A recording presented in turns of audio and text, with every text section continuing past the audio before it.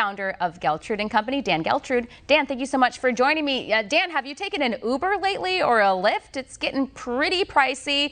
And I think, part of the big reason here, and we've talked about on the show, is the fact that a lot of employers have been competing with the federal government when it comes to the extra benefits during this pandemic. We know that governors are stepping in. They're saying we don't need the extra federal help and people need to get back to work. So hopefully things will soon be back to normal. But for now, it is really expensive to take a ride on an Uber or a Lyft.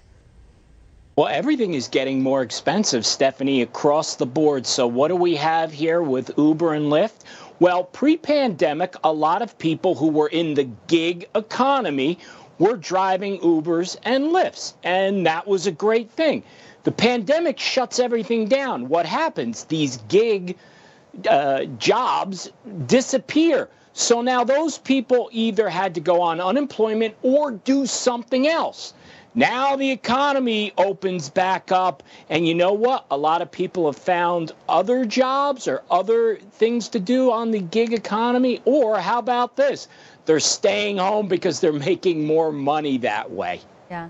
If you think of just Uber and Lyft in general, we saw rising prices over the years. When it first started, it was very affordable, and then it started to trickle up. And I did notice that, and I think that's kind of what they had planned anyways. You get people dependent on the car ride share, and then people get rid of their cars, and they think this is going to be a good way to get to and from work or where they need to go, and it turns out it was a little bit more expensive than maybe some people planned. That being said, we'll see. Hopefully they'll get more drivers sometime soon. And speaking of drivers, which we mentioned in the introduction, was that the truck driving industry is having a hard time finding drivers, and they're doing everything they can. I'm sure you heard they're talking about the starting salary around $60,000 to $70,000. That's a lot of money. I guess why go to college when you can start work for $60,000 to $70,000?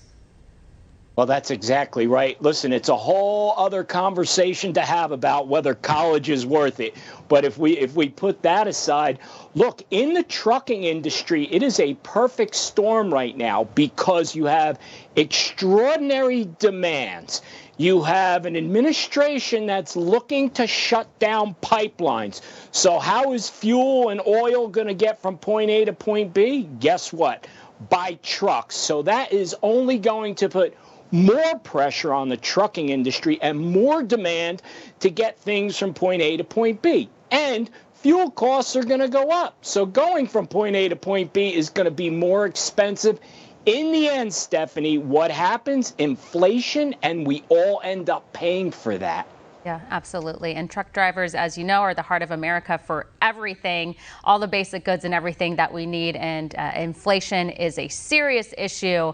And I don't think people are connecting the dots quite yet. But the policies coming from the Biden administration are going to continue to hurt our pocketbook unless they make some serious changes. Well, Dan, we're totally out of time. We appreciate you. We'll see you soon. Thanks. Thanks, Stephanie.